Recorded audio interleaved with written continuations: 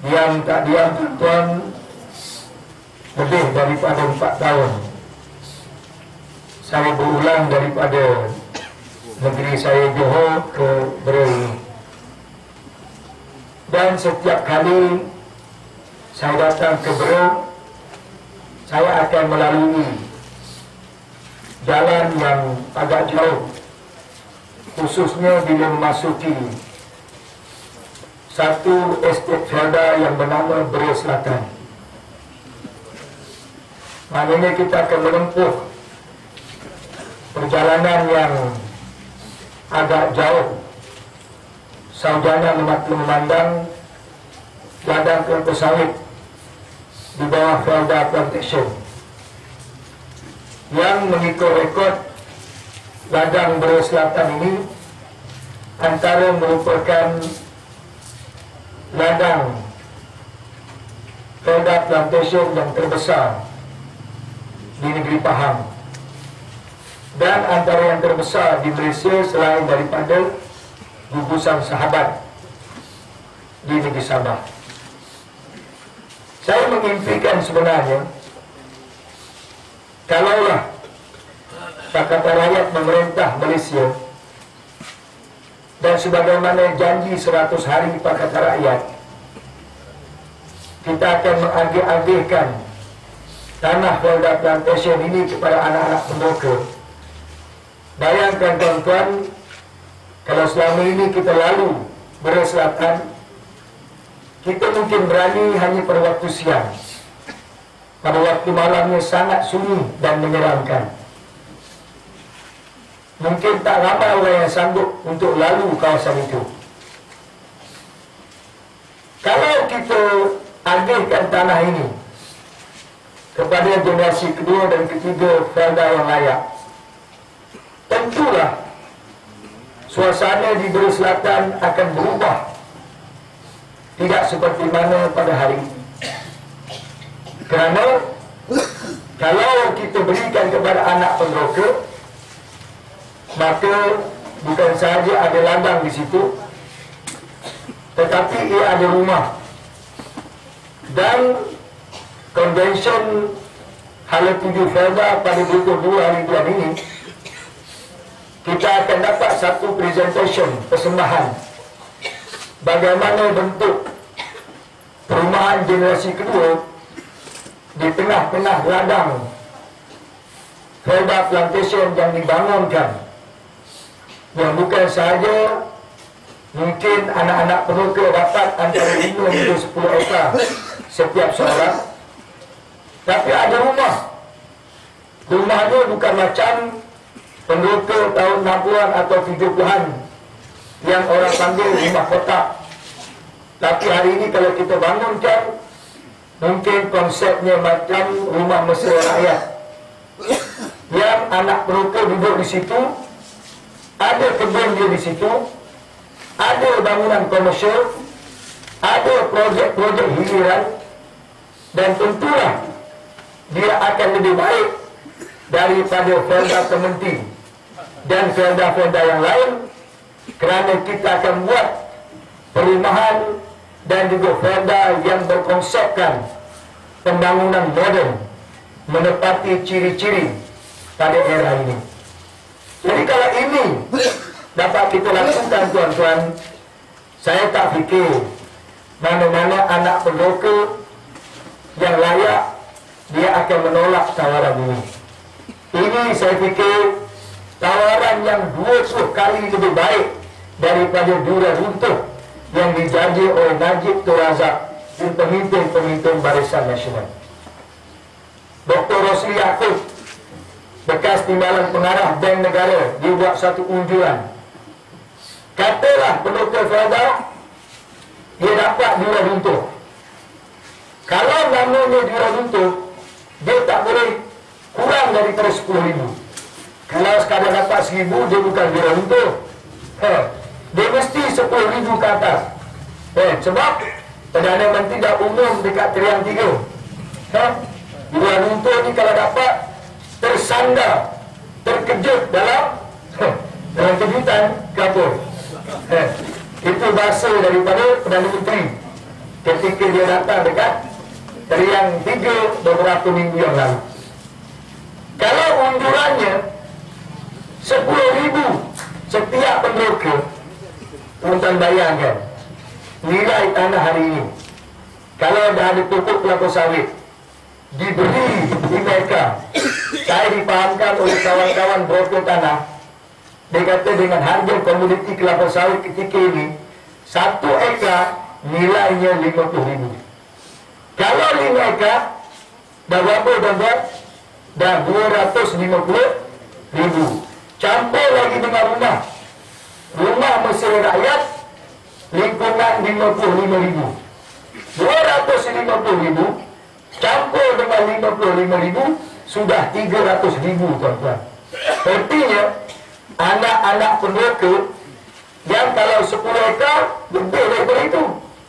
Kalau 5 ekar saja tuan-tuan, yang menikmati ini sekurang-kurangnya 160.000 anak-anak penroka, lebih besar daripada jumlah 112.635 orang penroka pada ketika ini. Maknanya, kalaulah Tun Razak dia bangunkan Felda bermula tahun 56 dan berakhir pada tahun 1990, dia berjaya buka Felda dengan 317 tanah rancangan Felda, boleh mengisi 112.635 orang penroka, dan hari ini berkembang sampai anak, sampai cucu, sampai cicit. Warga Felda ada 1.6 juta orang. Kalau kita boleh buka Felda baru dengan tanah Felda Plantation seluas 360.000 hektar, maka tuan-tuan kita akan dapat lihat mungkin 20 tahun akan datang Felda Plantation yang kita tukar kepada Felda ini, kita boleh buka lagi lebih kurang 200 Felda baru. Kita bawa masuk interview, ambil kaki tangan lebih kurang sekitar 10.000 kaki tangan Felda. Kalau kita beri mereka, kita boleh buka untuk 160.000 anak-anak penroka bekas tentera dan sebagainya. 20 tahun akan datang, saya yakin tuan-tuan, warga Felda yang beranak pinak sampai ke cicit dan sebagainya akan membentuk antara kumpulan terbesar masyarakat di Malaysia, tuan-tuan. Mungkin 20 tahun akan datang, warga Felda saja sudah mencecah 5 juta orang, tuan-tuan. Sekarang ini pun dah ada 1.6 juta orang. Jadi inilah sesuatu yang kita impikan. Barulah sejajar dengan konsep ataupun transformasi di Felda. Sebab 50 tahun kemudian kita boleh fikirkan macam mana kita nak bina anak-anak penroka setelah bapa mereka duduk di tanah rancangan Felda lebih daripada 55 tahun. Malangnya tuan-tuan, sampai hari ini tidak kebenaran langsung apa dia transformasi beliau Felda yang dijanjikan. Mana dia masa depan anak-anak penroka Felda? Yang saya dengar Ahmad Maslan umumkan setiap Felda dibina gelanggang futsal. Itu pun gelanggang futsal yang dibina, tuan-tuan, saya tanya kawan-kawan saya kontraktor, kalau harga yang disebut oleh Ahmad Maslan 100,000 ringgit sebuah gelanggang futsal, kawan saya seorang kontraktor bagi tahu saya boleh buat 3 gelanggang futsal dengan kualiti yang lebih baik daripada gelanggang futsal yang ada di Felda waktu ini. Maknanya di situ kita dah tahu bagaimana amalan rasuah, tuan-tuan. Nak buat gelanggang futsal pun, tuan-tuan, kosnya sampai 100,000 ringgit. Siapa yang dapat? Tentulah kroni pemimpin-pemimpin UMNO Barisan Nasional. Inilah di antara perkara-perkara penting yang kita akan ubah sekiranya mandat kita perolehi. Anak-anak penroka inilah yang hari ini membentuk 65% warga Kelantan. Sebab anak peroka, cucu dia berkembang. Yang susut peroka, sebab peroka meninggal dunia. Macam saya tuan-tuan, masuk Kelantan bapa saya tahun 68. Saya 2 tahun ikut bapa saya daripada kampung. Di Kelantan tempat saya yang masih kekal hidup daripada 323 peroka, yang hidup tinggal lebih kurang 60 orang saja. Yang lain padam dah. Tapi anak cucu cicit berkembang tuan-tuan. Bila anak cucu cicit berkembang, yang belajar pandai ataupun mereka terpaksa balik kerana mak bapak mereka telah meninggal dunia, tak ada siapa yang nak ganti kebun, rumah kediaman. Ada setengah-setengah kawan-kawan dia berkorban balik daripada Kuala Lumpur, yang dah ada kerjaya tetap terpaksa berhenti, nak balik semula duduk di Kelantan. Tapi bila duduk di Kelantan, suasananya suram, malam. Nak bagi pandangan tak boleh. Anak peroka tak ada hak apa-apa. Ketua blok pun sebab saya 2-3 hari ni suara tak begitu baik. Nak bagi pandangan tak boleh. Ketua blok pun orang tua, umur dah 80 tahun. Akhirnya tuan-tuan, cedek pandai anak-anak peroka tak boleh menyumbang. Duduklah di tanah rancangan Kelantan, rumah pun tak ada. Menumpanglah satu rumah peroka 2-3 kelamin. Saya ceramah di Sungai Pengi. Tengah-tengah saya ceramah, datang, saya ingat dia peroka Kelantan, rupanya anak peroka. Dia pakai kain. Dia interap ucapan saya bila saya sebut tentang masa depan generasi muda Kelantan. Dia kata, tuan penceramah, saya salah seorang mangsa yang hidup tak ada wawasan di Kelantan. Saya kata, kenapa? Dia kata, adik-beradik saya 11 orang. Betul. Umur saya sekarang anak peroka 65 tahun. Anak peroka 65 tahun. Rumah tak ada. Saya balik pun terpaksa, sebab ini wasiat bapa saya. Saya anak yang sulung. Tapi dia kata, dalam rumah tinggalan bapa, pusaka bapa saya, duduk 5 kelamin di bawah. Bersesak-sesak. Layankan 5 kelamin, campur anak, saya pun dah bercucu. Dia kata, dalam rumah saya ada 26 orang. Saya dah berbuih sebut dengan Kelantan, dengan kerajaan. Apa perancangan untuk kami ni, generasi kedua ni? Dia kata, saya 15 tahun kerja di Kuala Lumpur. Saya berkorban balik. Tapi sampai hari ini dia kata, kerajaan tak ada wawasan langsung nak fikir pasal generasi muda macam kami. Dan hari ini tuan-tuan, memang kita kena akui, apa dia dasar beliau di sana? Sekadar kosmetik bagi Grandma Fusal, bawa pergi kursus. Itulah dia berpuluh-puluh tahun sampai anak peroka tu pun padam mata bapak dia duduk kerja. Ini yang kita nak ubah. Salah satu perubahan besar yang kita nak buat ialah Perda Plantation. Ini wawasan Pakatan Rakyat. Sebagaimana saya sebut tadi, kalau tanah ini diadilkan dengan cara yang betul, maka akan berkembang lagi satu kelompok masyarakat yang lebih besar daripada bapa kita dulu. Kalau kita menang dalam pilihan umum yang akan datang.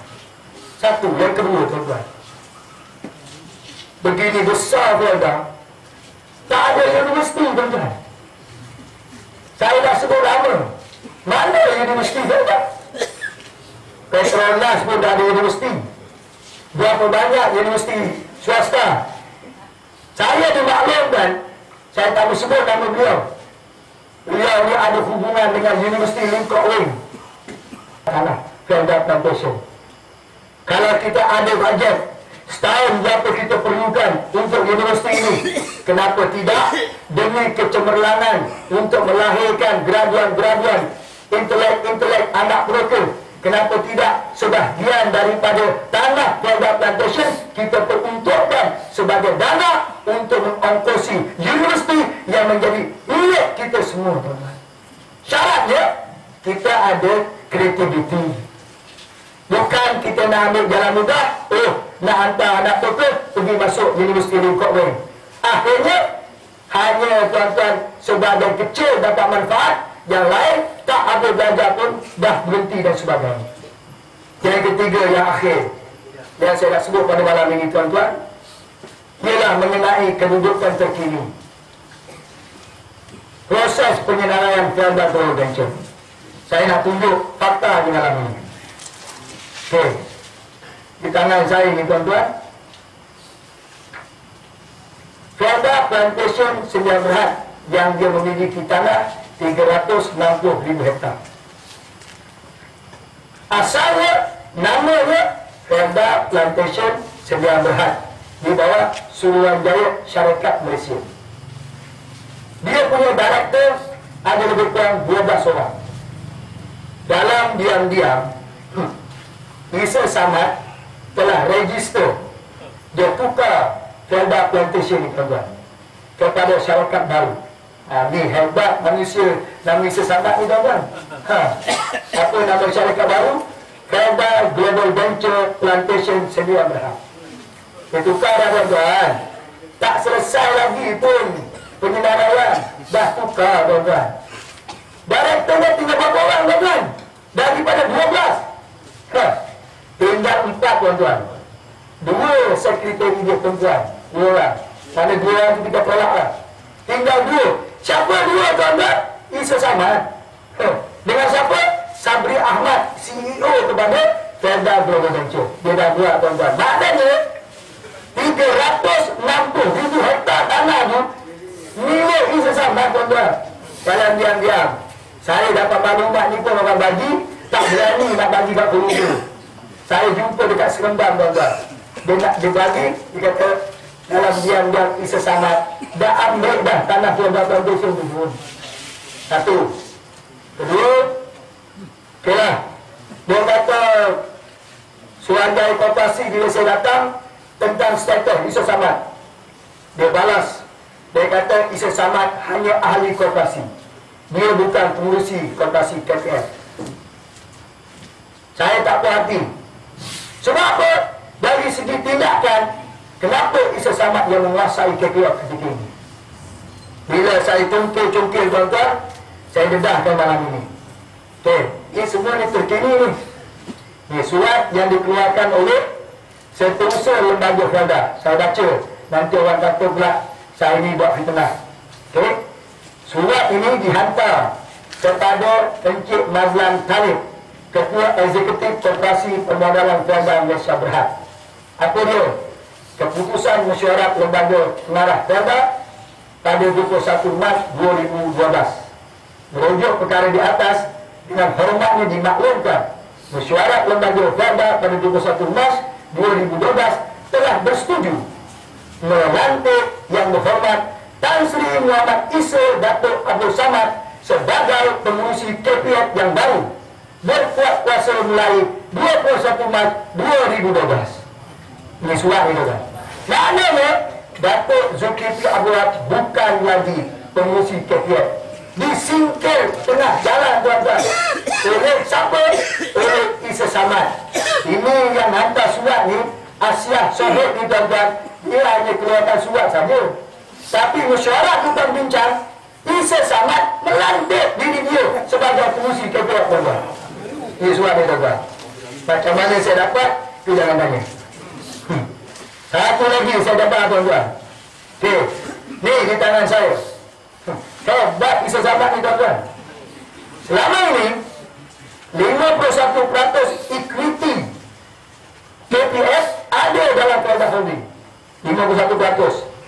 Jadi oleh kerana dia ada 51%, maka kuota KPF dalam Felda Holding 3 orang dia punya ahli lembaga dia.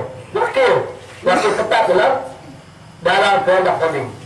Bayangkan tuan-tuan, Isa Samad sekali lagi dia hantar surat kepada 3 orang yang jadi wakil ni, ditamatkan juga tengah jalan tuan-tuan.